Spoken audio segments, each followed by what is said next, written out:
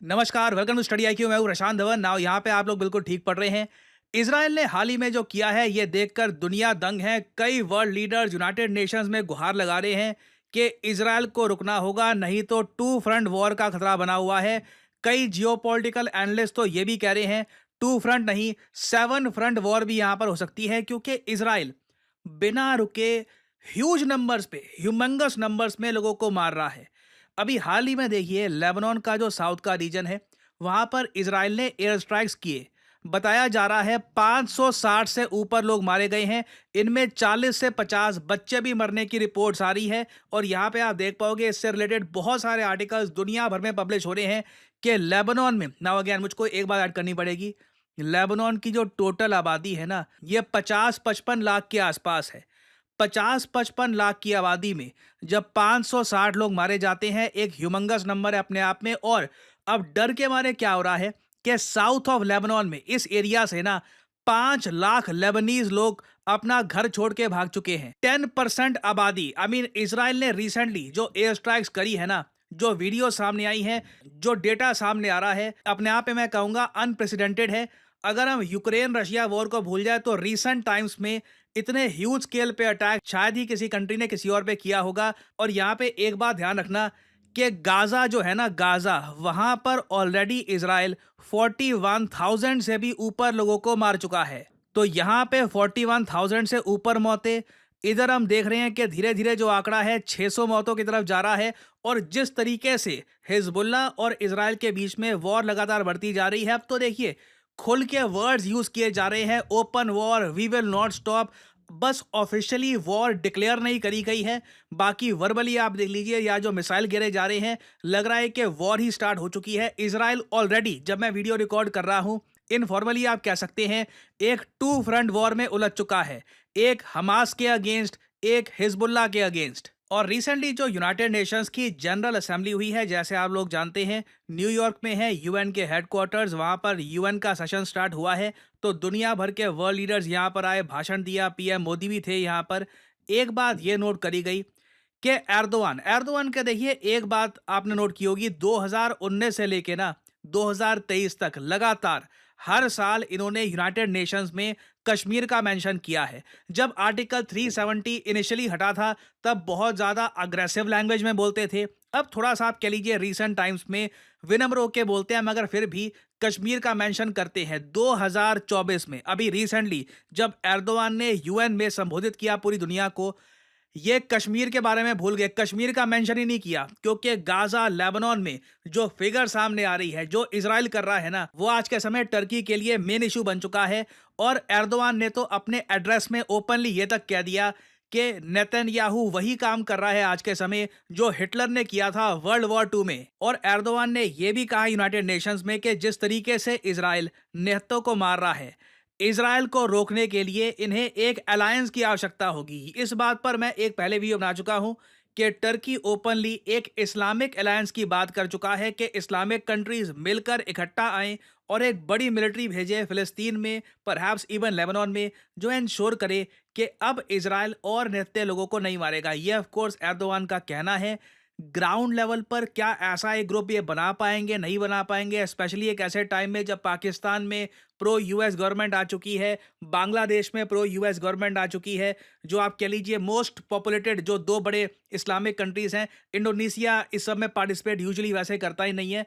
तो इतने huge scale पर ये सोल्जर्स लाएंगे कहाँ से, कैसे ये सब हो पाएगा?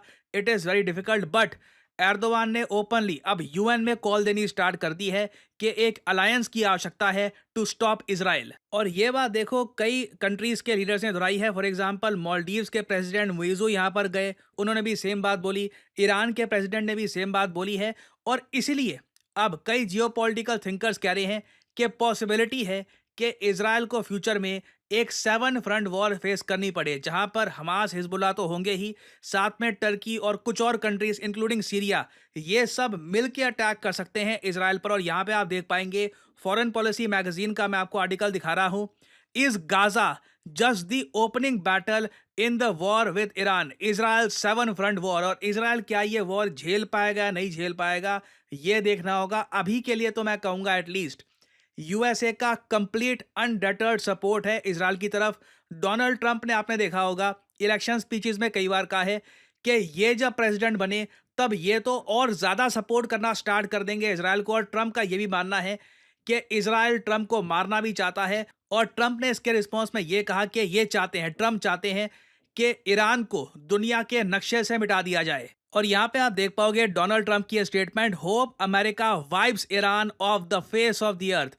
मैं आपको साफ साफ बता दूं, अगर ट्रंप जीत जाते हैं, इनका जीतना वैसे मुश्किल लग रहा है, बट अगर ये जीत जाते हैं, ये अब तक के सबसे ज़्यादा प्रो इजराइल प्रेसिडेंट रहने वाले हैं। और ये इजराइल के लिए बहुत बड़े काम करेंगे। और ईरान हो सकता है जेन्युइनली एक टू फ्रंट वॉर फेस करे। ये एक तरफ जहां पर यूएस होगा, दूसरी तरफ इजराइल होगा। This can very much happen.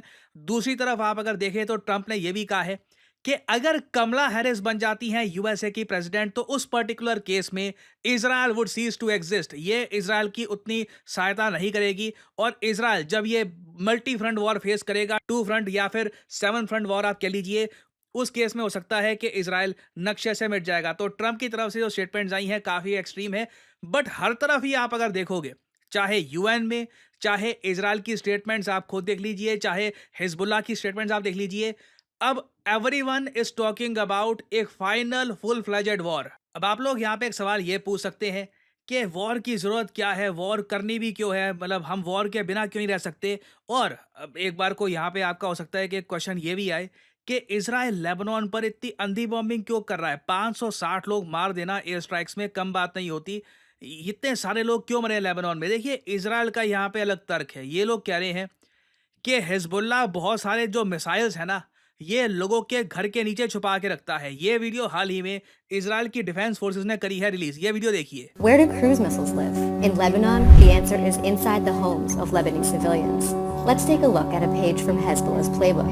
For over 20 years, the terror army that effectively controls southern Lebanon has been paying Lebanese civilians to store rockets, rocket launchers, explosive UAVs, and cruise missiles inside their homes. अब ये बहुत बड़ा आरोप है। Openly यहाँ पर Israel कह रहा है कि हिजबुल्लाह तो पैसे देता है लेबनान के नागरिकों को कि ये लो पैसा, और ये जो मिसाइल्स है ना, ये चुपचाप अपने जो घर हैं इसके नीचे यहाँ पर रख लो। तो अब इसके रिस्पॉन्स में देखिए कोई क्या कह सकता है। इजराइल ओपनली जस्टिफाई कर रहा है कि क्यों ये सिविलियन के जो घर हैं ये बॉम्ब करते हैं। Why? Hezbollah thinks that by creating human shields around these weapons, they'll be able to fire them at Israel without Israel defending itself. Hezbollah is wrong. The IDF has been urging the civilians of southern Lebanon to evacuate the danger zone, and they have. Now we're destroying these cruise missiles, missiles that can reach virtually anywhere in Israel before Hezbollah has a chance to use them on our civilians. तो देखिए, यहाँ पर Israel कह रहा है, जो इनकी ये स्टेटमेंट्स हैं इससे साफ पता लग रहा है कि ये जो सिविलियन होम्स हैं उन पर बॉम्बिंग करते रहेंगे। बस बॉम्बिंग से पहले ये वार्निंग दे देंगे कि पीछे हट जाओ, यहाँ से हट जाओ, नहीं तो आप भी बॉम्बिंग में मारे जाओगे। तो सिचुएशन देखिए इस वक्त बहुत टेंस है। अनफॉर्चुनेटली मुझे बोलना पड़ेगा, लग रहा है कि इजराइल इस टाइप के स्ट्राइक्स लेबनान में बढ़ाता रहेगा और मृतकों का आंकड़ा बढ़ने वाला है इन द नियर फ्यूचर। और फाइनली यहाँ पे मैं आप लोगों से एक सवाल पूछूंगा। क्वेश्चन ये है, देखिए हाल ही में इजराइल के जो एम्बेसडर हैं टू इंडिया, इन्होंने ये कहा है कि इंडिया की जो हेल्प थी, इंडियन सोल्जर्स की जो हेल्प थी फ्रीडम अचीव करने के लिए, ये इजराइल कभी भूलेगा नहीं। बैटल ऑफ हाइफा, जहां पर इंडियन सोल्जर्स ने ऑटोमन एम्पायर के सोल्जर्स को हरा दिया था, ये इजराइल हमेशा याद रखेगा।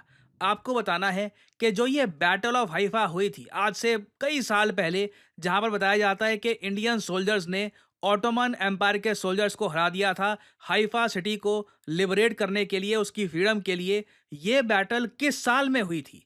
ये है यहाँ पे आपकी ऑप्शंस, 1918, 1920, 1715 या फिर 1945। कमेंट सेक्शन में करिए उत्तर। जो लोग देंगे सही आंसर, और उनकी कमेंट को मैं हार्ट दे दूंगा ताकि बाकी लोग समझ पाएं कि सही उत्तर क्या है। और फाइनली आप लोगों के लिए एक बहुत ही इंपॉर्टेंट मैसेज, आप अगर जुडिशरी की एग्जाम की प्रिपरेशन कर रहे हैं तो स्टडी IQ ने लॉन्च किया है ब्रह्मास्त्र जुडिशरी लाइव फाउंडेशन बैच। आपको यहाँ पर क्या करना है, इस लिंक पर क्लिक करना है, कमेंट सेक्शन में पिन कमेंट में आपको ये लिंक मिल जाएगा और यहाँ पे आप हमारा जुडिशरी बैच कर सकते हैं परचेज। यहाँ पे आपको लाइव क्लासेस मिलती है, 1 ईयर एक्स्ट्रा वैलिडिटी यहाँ पे आपको मिल रही है और हैंड रिटन नोट्स आपको मिलेंगे। प्रेपरेशन इंटरव्यू तक की आपको करवाई जाएगी।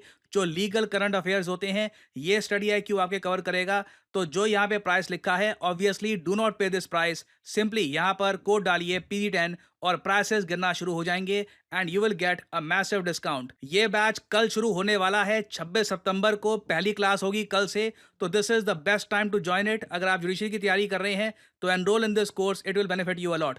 सो इसी नोट के साथ ये है वीडियो का अंत। Thank you for listening and as always may the gods watch over you.